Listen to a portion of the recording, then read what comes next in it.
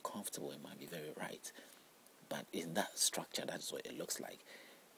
That God cannot find. There are so many spirits out there that he could be with to have a child. That in his own realm, that means he's there alone and there's nothing there. So he created something like a woman, so he could have a child through that woman, a human child, because he needed that.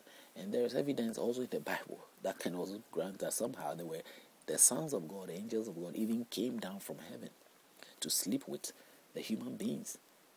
In Genesis, we read it earlier on.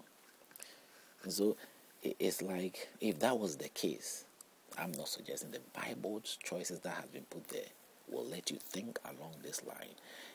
But somebody takes the Bible and preaches it decently. I mean, what will be called decent? I don't know what the definition of vocabulary of decent would mean to that person. But these days, there are some things that we see as decent, or way of saying things that, if it's presented that way, then people will not take it out of hand or out of context and behave in a certain way. But it's already out of context in the book. It is not me or anybody who is putting it out of context. If they want that changes in the proper teaching, it should have been done from the very beginning, when they were writing or they were translating the book, or they were, that's what it was usually should have been done. But even the translators will admit that this is what is there and that is what we have to translate. We can't change it, and that is the truth. That is the honest way of doing things, approaching things. So whatever is done today, it's all not necessarily important. It's all fallacy. It doesn't really mean much. It's not. They don't really have weight. People just force it and put weight in them. But most of the things, approaches, haven't got any weight in it. If you really want answers to the truth, you have to look at it as it is and make your mind based on just as it is. You've seen that. And that's what I am trying to sort of do. And if I point out every day something, one or two out, and you check it and you find it yourself, I think it will make you your grounds of understanding me be more solid. You are in the process of having peace. You are in the process of understanding what peace really means. You are in the process of not going out there and striking unnecessarily to your fellow man, or allowing any spirit to move him in a manner which won't be so acceptable in society.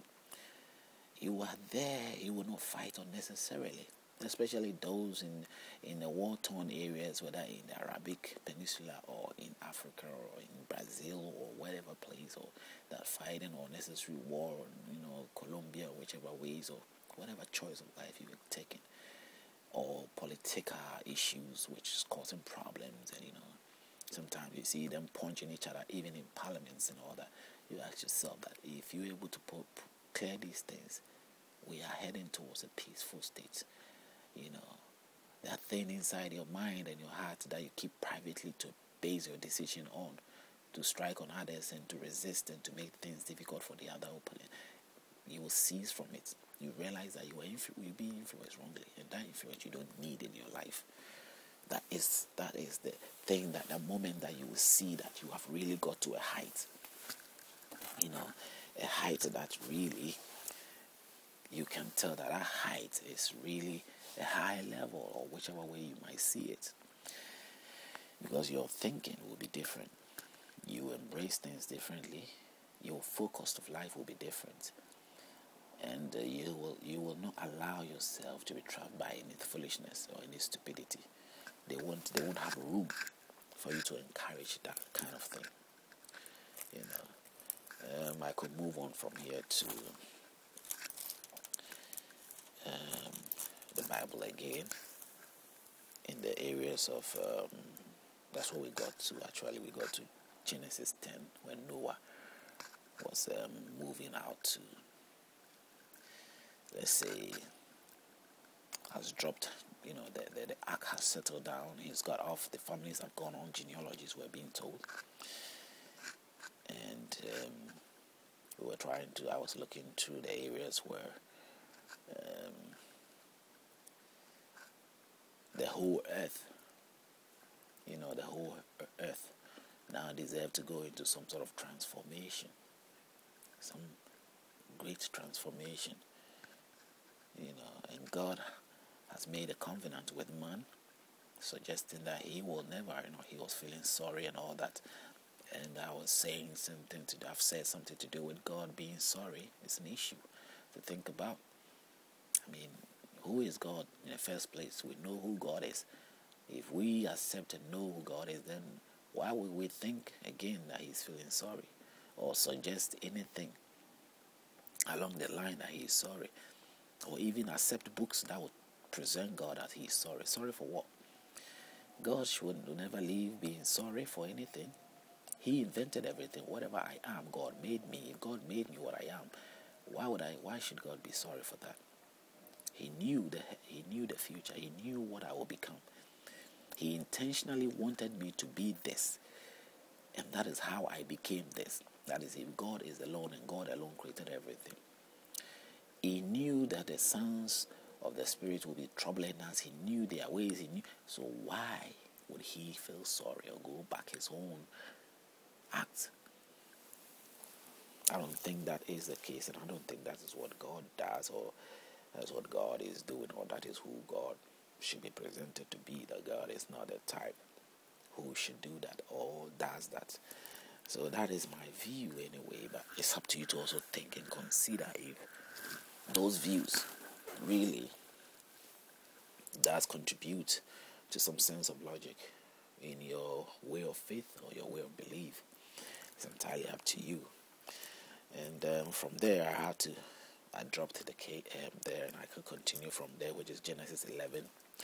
Genesis 11, sort of now, the whole earth had one language. It was more to do with another moment has come where they speak one language, just as it was from when we were reading from Genesis 6 and all that, when the whole nation, the whole world had one language, and they were building a tower or something. God cracked those things down and said, let's go down and confuse them. They have become one, they have one language, and they can do a lot of things, so let's stop them from becoming that. God set confusion among them.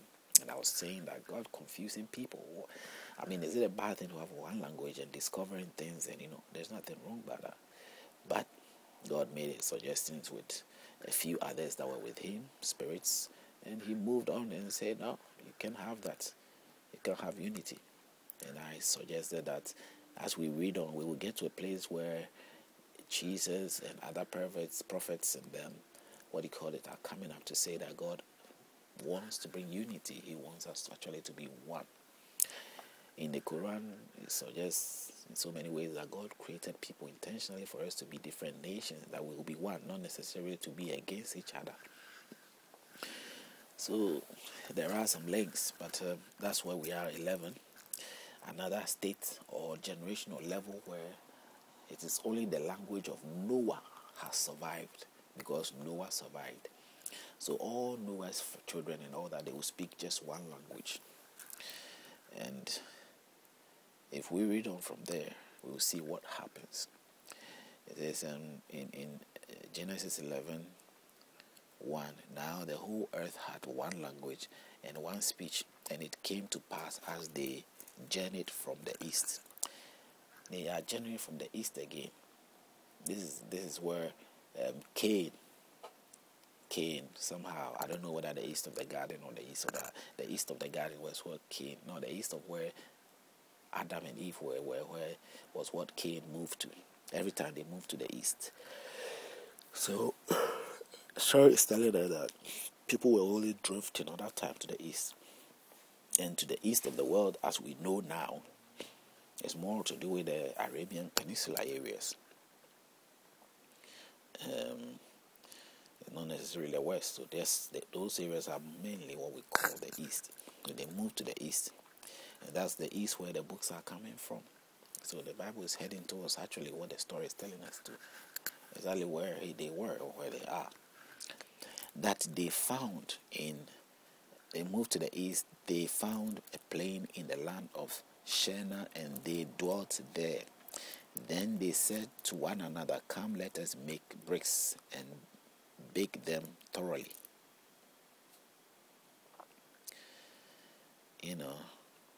And they had brick for stone, and they had asphalt and mortar. and languages of and all that, and